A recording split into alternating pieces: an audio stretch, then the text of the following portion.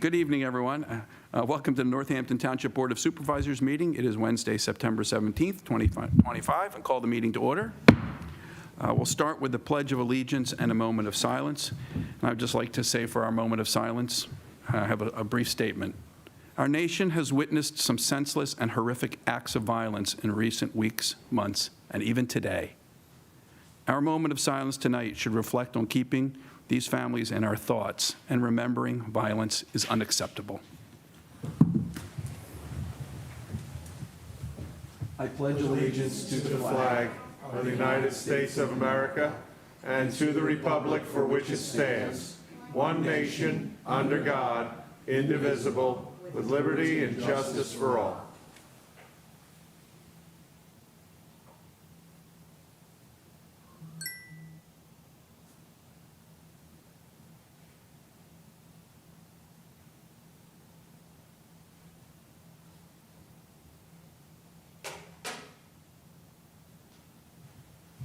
Thank you.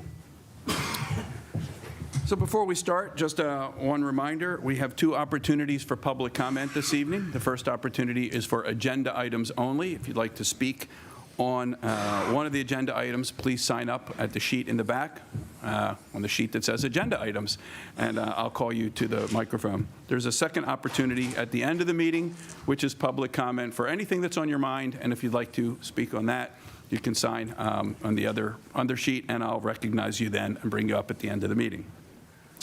So our first item tonight is we have a special presentation, and we'll come down and meet. Dr. Sampson, please come to the microphone.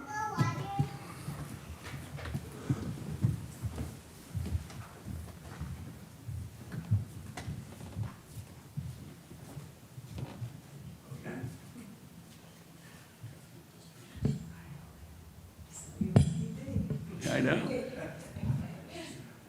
So before we start, I'll ask our video tech to play a quick clip.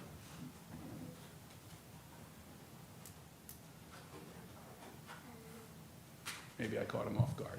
And the big story in Action News is this risky rescue at Hershey Park. A visitor sprang into action when a young boy was seen walking on the monorail tracks nearly 100 feet above. Tonight, that Good Samaritan who climbed up and then jumped onto the tracks to save the boy is talking about his heroic actions. Action News reporter Leland Pinder is here in the studio with more. Leland. Scary moments for sure, Rick. That man just on vacation with his family over Labor Day weekend. The situation catching everyone off guard, but as soon as he became aware, without any hesitation, he jumped into action. I am excited. I think we're all excited to be in the presence of that man who made national news, Dr. John Sampson. Thank you. Please come on up. So, you know, once in a while in a community, someone steps up big. And it's very important that we recognize those people that do these selfless acts. You saw what needed to be done. You acted, and that's what makes a community. What makes a community is people banding together and doing what needs to be done to help each other, and you did just that. And with that, we, the Northampton Supervisors, would like to give you, and your children, hello, the Distinguished Citizens Award from Northampton Township. And I'm going to take a few minutes and read this, if you don't mind, please. Whereas on August 30th, 2025, while visiting Hershey Park, Dr. John Sampson spotted a young boy walking alone on a monorail track elevated high above the ground, and without hesitation quickly accessed the roof of a nearby building, climbed onto the tracks to reach and secure the child in danger. And through his quick thinking, courageous actions, and what he described as simply trusting his dad instincts, Dr. Sampson prevented a potential tragedy and ensured the child's safe return to his family. And his heroic response reflects the highest ideals of citizenship and community service, serving as a reminder of the power of compassion, courage, and responsibility toward one another. And whereas the Northampton Township Board of Supervisors is proud to have Richborough Veterinary Hospital as a valued business in our community, and Dr. Sampson's actions bring honor and inspiration to all who live here. Whereas the Northampton Township Board of Supervisors, on behalf of all the residents of Northampton Township, does hereby extend its sincere appreciation and commendation to John Sampson for his outstanding heroism and his embodiment of what it means to be a true Good Samaritan. Therefore, it's declared the Northampton Board of Supervisors presents on this 17th day of September 2025 the Distinguished Citizen Award to Dr. John Sampson. Thank you on behalf of all of our residents. I really appreciate it. Thank you. Appreciate it. We're taking good care of my nose. So I think there's just so much good stuff in here to talk about. Prevented a tragedy, power of compassion, and especially with the way things are today, responsibility toward one another. What a great example you are for everybody, not only in our community, but in our nation. And I know that video went nationwide, so it was seen all over the place. Can we say a couple words? You're welcome to. Thank you very much. I appreciate this acknowledgement, and hoping that it's just showing that doing good deeds goes a really long way, and that we should be here for each other.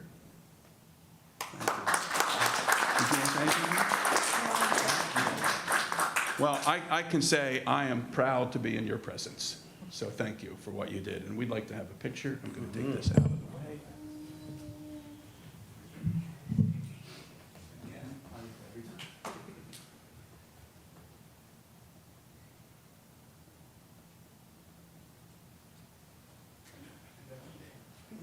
I want your autograph. So much. Most famous person we've had here. I know. You're the most famous.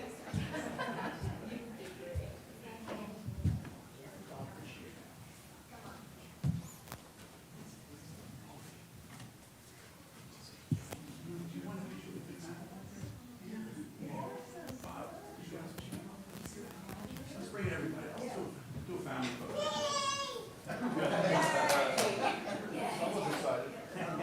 Very excited.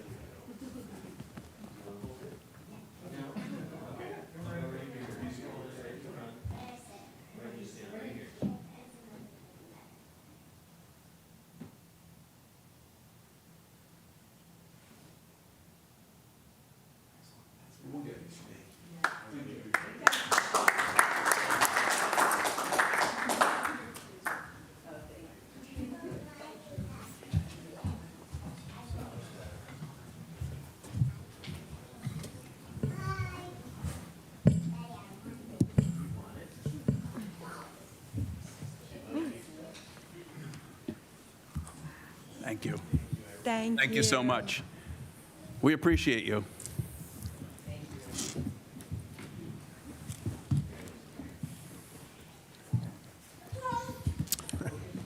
Okay, moving on. Is there any public comment for agenda items? None, thank you. Consent items, approval of minutes. I forgot to mention Paula and Paula and Barry send their apologies for this evening. So tonight, Bob Pellegrino will do the approval of the minutes. We have minutes for August 27, 2025. I recommend they be approved under the consent agenda. Thank you. Accounts payable, Kim? Yes, I have the bills list for September 10th, 2025. Total all funds, $2,203,746.25. Thank you. That's it for consent items. If there are no other comments, I'll accept a motion to accept the consent items as presented. So moved. Is there a second? I'll second it. We have a motion and a second. Any discussion, Kim? No. All in favor indicate by saying aye. Aye. Opposed? Motion carries. Thank you. Next thing we have on is to consider an ordinance establishing no parking on a portion of Chinquapin Road. That is a public hearing, so I'll officially open the hearing. And I'll ask Bob to present. Thank you, Mr. Chairman. I think you just stated the appropriate preamble, so if I may make a motion. Please. I move to approve ordinance number 624, amending the Northampton Township Code, specifically Chapter 15, Motor Vehicles and Traffic, Part 4, General Parking Regulations, Section 402, parking prohibited at all times in certain locations to establish no parking on a portion of Chinquapin Road. Thanks. Do I have a second? I'll second it. Thanks. We have a motion, a second. In this case, I will ask for public comments. It's a public hearing. There are none. Thank you very much. All in favor indicate by saying aye. Aye. Opposed? Motion carries. Thank you. Next, some surplus equipment to sell. Kim? Yes, our Public Works Department has recommended that the township sell certain equipment considered to have achieved its useful life as listed on our information. Surplus equipment that is valued at more than $2,000 may only be sold when authorized by the Board of Supervisors. With that, I'd like to make a motion. Please. I move to authorize the Township Administration to sell surplus equipment at the public auction as recommended by the Department of Public Works in a memorandum dated September 5th, 2025. Do I have a second? Second. Any discussion? I just want to say that what we have is some old police vehicles that have way used their life, and we have a gator from Parks and Rec and a tanker truck from Public Works. But they've all served us well, but it's time to go to wherever they go. Okay. Any other comment? Wherever they're going, we'll get the township some money, so that That's works for right. all of us. All in favor indicate by saying aye. Aye. Opposed? Motion carries. Thank you. On to liaison reports. Kim? Yes. Oh. First, I'll have the Senior Center. Pickleball is in full swing. Senior Center members are enjoying the new courts at the Municipal Park. Current members can sign up to play Wednesdays this fall from 8 o'clock to 11:30. Advance registration is required. Please call or visit the Senior Center at the front desk to sign up, but spots are limited. New classes. The Senior Center has added 2 new exercise classes this month. One is balance strength, and the other one is forever fit. There's only a few more seats remain for Never Too Late, a hilarious comedy about a man in his 50s who suddenly learns he's about to become a father again. September 24th at the Hunterton Hills Playhouse, Hampton, New Jersey. Contact the center to purchase tickets. Visit the Northampton Valley Country Club on Thursday, September 25th at 10 to 1 for Senator Frank Barry's Senior Expo. Stop by the Senior Center's table and say hello. Have you purchased your Senior Center lottery tickets? The next lottery ticket drawing is on Tuesday, October 14th. Tickets are $10 and can be purchased at the Senior Center front desk. Only 400 tickets are sold. They are great odds to win. On Wednesday, October 15th, the center will offer a vaccination clinic through the New Hope Pharmacy. Pre-registration is required. Please see the front desk for forms and more information.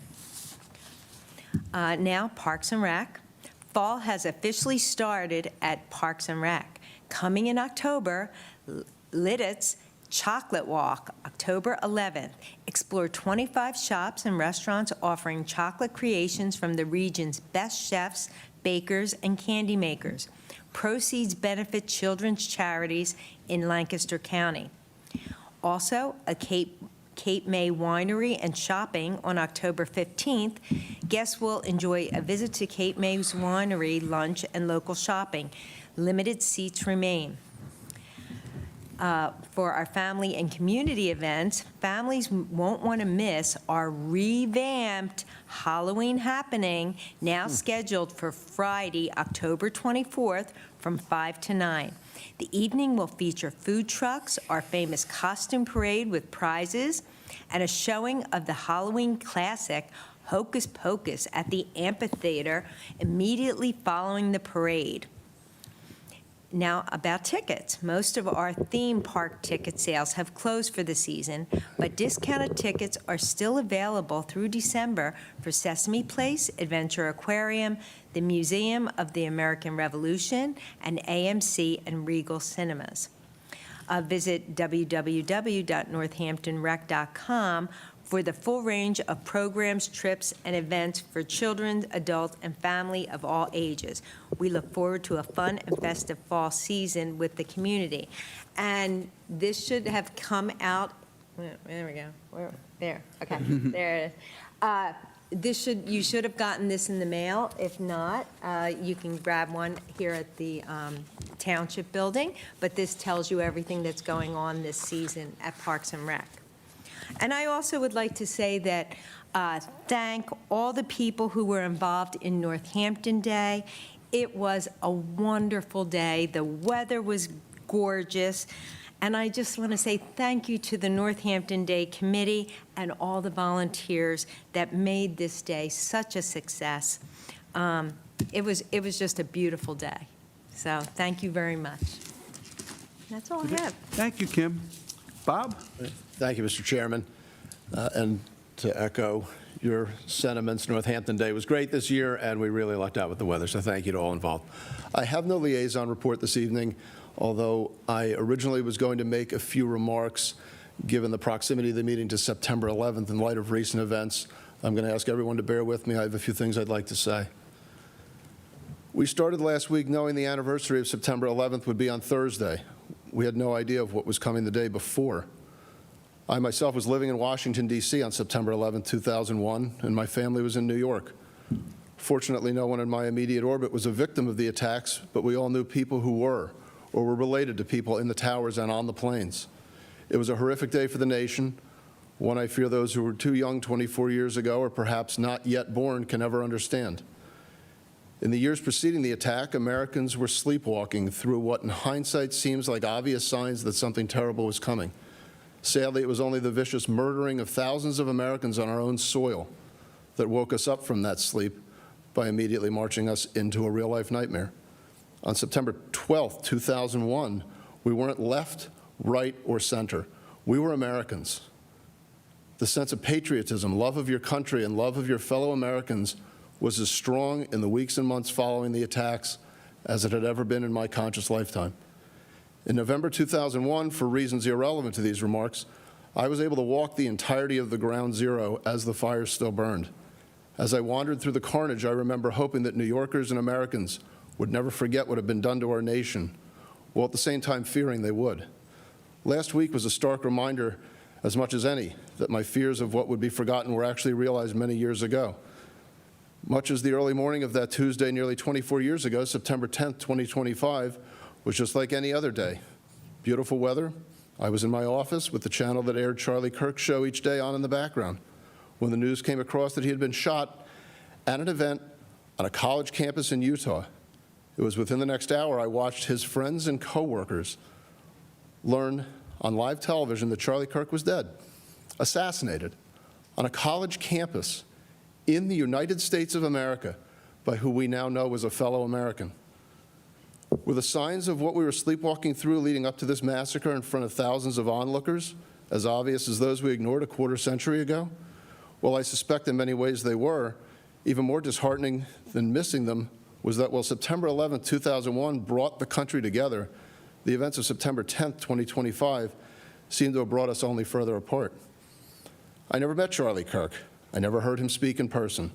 I watched him at times on the TV in the background of my office, and I saw many of his clips on YouTube. He had many opinions and beliefs with which I agreed. He had some with which I didn't. That was okay with me. It used to be okay with all of us, as Americans, to share different beliefs across all spectrums.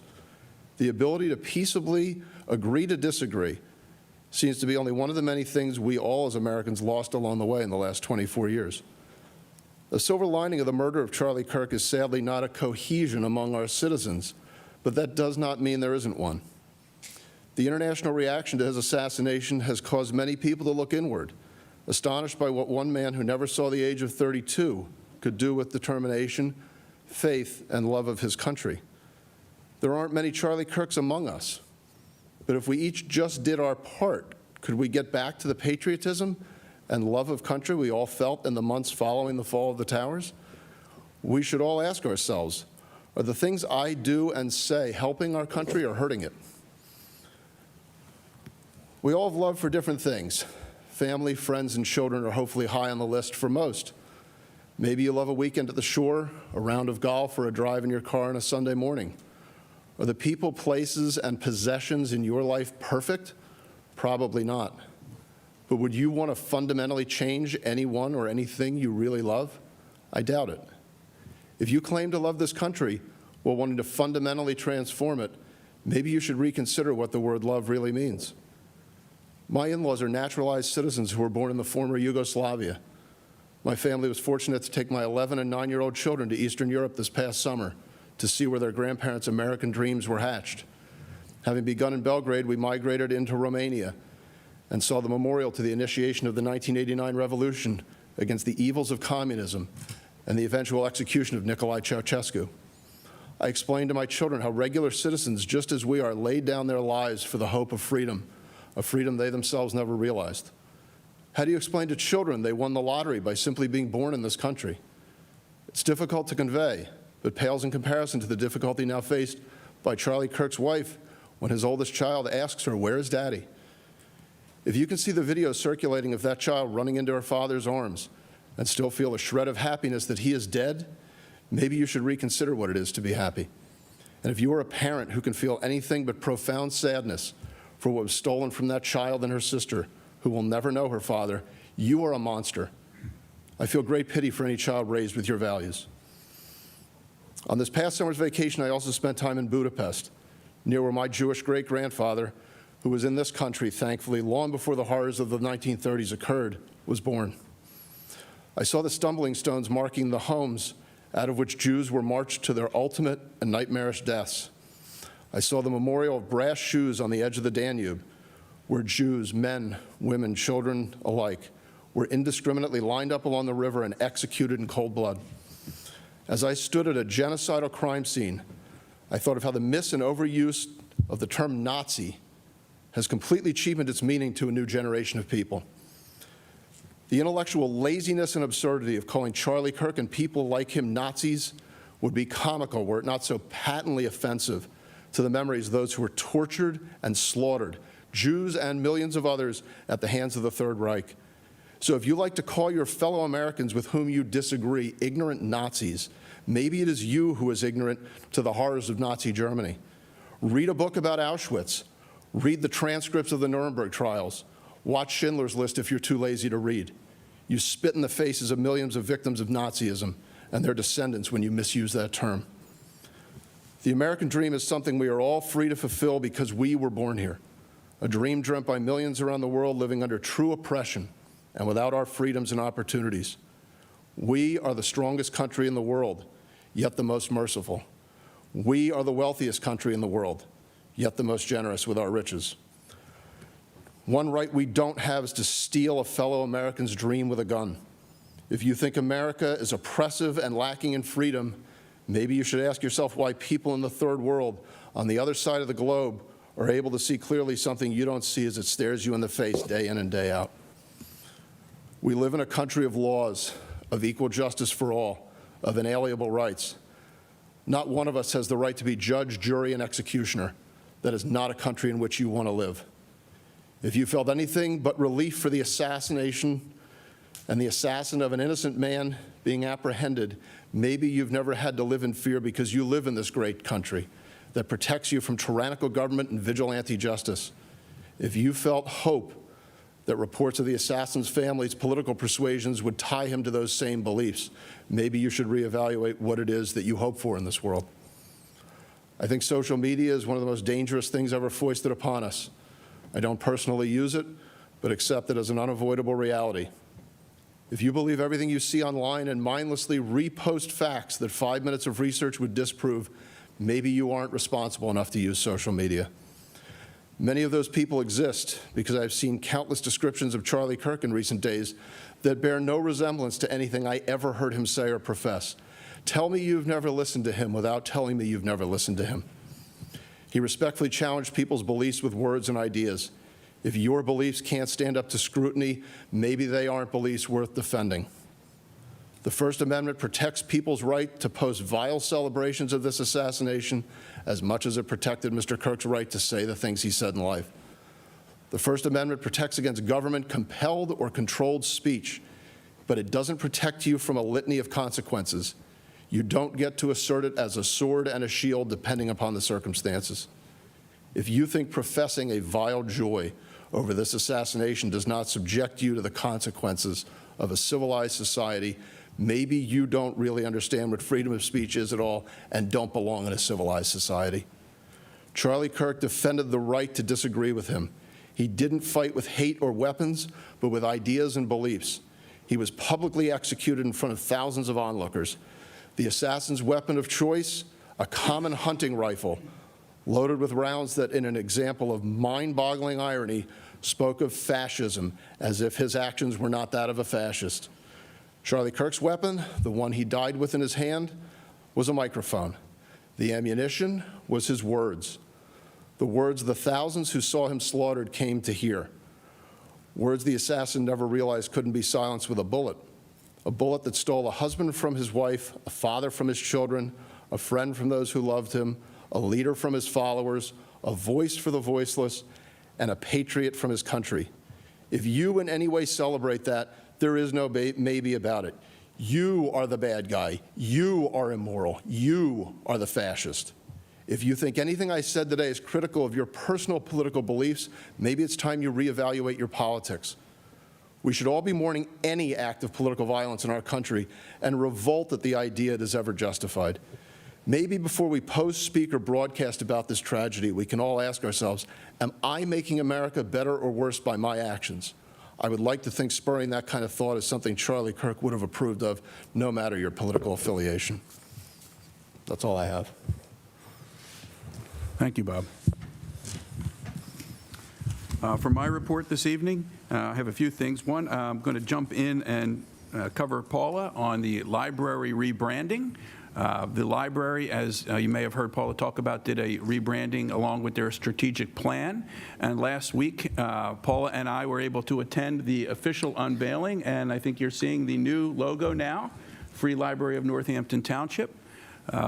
They did such a nice job with the unveiling. It was great. It was attended by somewhere around 50 people last week in one afternoon, and they made it a real celebration. Wayne Lair, our director of the library, and his staff did such a nice job really presenting their vision as to the next chapter in our library's life. Along with the library board, I commend them greatly for the work that they did in seeing this strategic plan through. You've probably heard me say it before. Our library has over 150,000 visitors a year, and I think my number is probably soft now. It may be more. 160. 160, okay, so I'm catching up. So I'll have to change that. But what a gem. It's a gem in our community. Every time I go there, it's packed. It's just incredible. So if you haven't got a chance, stop by. They have a lot of really cool giveaways. They had a lot of bookmarks, and they're selling T-shirts and other little things with the new logo on it, and help celebrate our new brand and the library in our own township. So to the library, thank you very much. And I was glad to be there and part of that. It was a lot of fun. Some other information I mentioned last month again, but Fire Prevention Week is the first week in October, and Fire Prevention Night and Educational Fund will be October 10th at all 3 fire stations from 7 to 9. All the community is invited. Please come out. There's plenty of fun educational programs. Bring your cameras and your phones with cameras.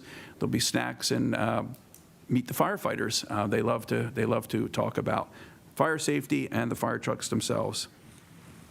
I did want to mention, as Bob mentioned earlier, there was a really wonderful September 11th ceremony at Council Rock South. They've done it every year. They invite all the first responders, and I attended that, as well as the police department. I attended with the fire department, the police department, EMS personnel, the school district, and the Council Rock South choir sang this absolutely wonderful rendition of the national anthem. You couldn't help but be moved, and it really helped remind what that day was all about.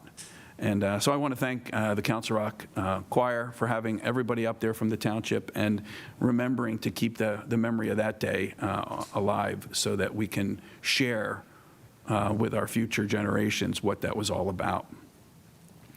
Last, I'd just like to remind everybody, I'm sure many people have seen it, but PennDOT is, along with the Wood Authority, is doing the bridge project on Buck Road near Old Bristol Road down next to the Mill Race Inn. That bridge is closed. They plan on keeping it closed for the next few months. There is an awful lot of traffic around as people start to get used to the detour. I suggest everybody take an extra few minutes if you have to go in that direction. But I do want to remind everybody, all the businesses are open on both sides of the bridge. Please, please, please make sure you continue to go to the businesses that are between the bridge and the railroad tunnel. They're a little isolated there, but we need to make sure that we continue to go and purchase whatever it is they have to offer, because it's going to be a long few months for them if it's too quiet. So if you think about it and you have a little bit of extra time and you need something, please go down there and help them through this time. It really, it's a less than ideal location to have a bridge closing, but it's unfortunate that it just has to be done. So that is all I have this evening. Was the flyer up? Did the flyer? Okay, I didn't look. Thank you. Manager's report. I have no report this evening. Okay, thanks, Bob. Solicitor's report.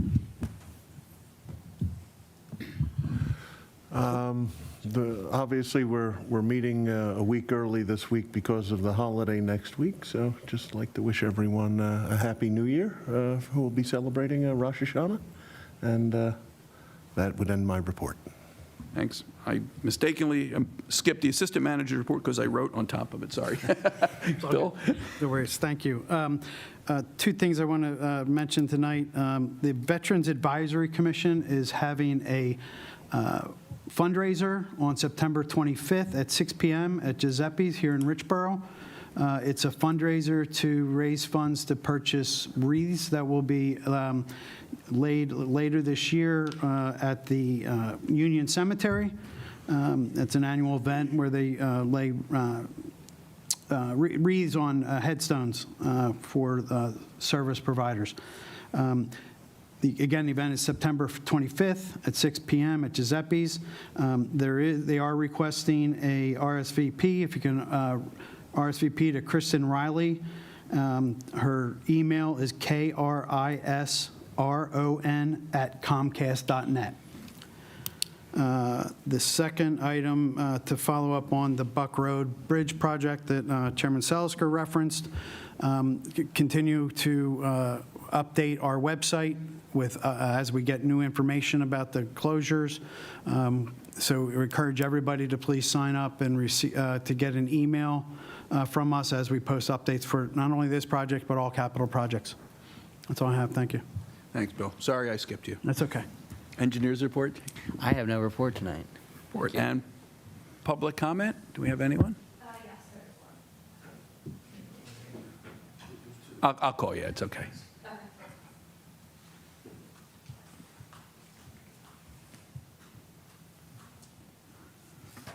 All right. First, Joe Lombardo.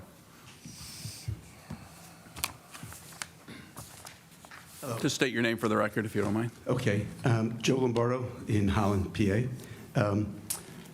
If I have my number right, I think there are about 180 miles of road that the Northampton Township is responsible for. Until recently, I wasn't sure roads like Rotterdam, Vandermeer, Gelder, Lower Holland, Middle Holland were part of the 180. But I found out they definitely are, because those roads are being resurfaced, or they either are being resurfaced or they have been resurfaced already, and it's a pleasure now driving on those roads. My road's not been resurfaced, which is fine, but they surround me, so it makes it very, very convenient getting in and out. I had the opportunity to get out into the community and where those roads are being resurfaced and talk to the residents, and I can just want to tell you that I can't think of one piece of feedback that wasn't positive. The residents were very happy. And it kind of, I got a different feedback than I thought I'd get. Obviously, we know that the roads are they're very important to the health, safety, and welfare of the community and everything. but the residents, the roads really have a tangible effect on the residents. They said that the road is like, they're very proud. The residents here in Northampton are very proud of their properties, and they said that they look at the road as like an extension of their property. Most of them have driveways, as I'm sure, and of course, if you have a driveway, everybody knows you seal the driveway, you put your, you do it mine goes quicker than 20 years, I can just tell you that. But you got to, put it down and you got to seal it. And when those roads are all done and sealed and nice, they look at it and they mentioned the thing, curb appeal. Now, I'm sure you all know real estate business, that this road, they feel it really gives their community and their street curb appeal because their driveway kind of blends right into the road and it's all nice and safe. So I was surprised to hear that, but the residents are very, very proud, and it's one of the reasons why I really love living here in this community. So I just want to thank you for your support of the roads. Get to mine hopefully soon, but I want to thank you for your support of the roads. Please continue to support, because I think that's one area that makes Northampton a great and a better place to live for me and my family, and I'm sure all the other residents. So just want to thank you all for that, and have a good holiday. Thank you. Thank you, Joe. Ed?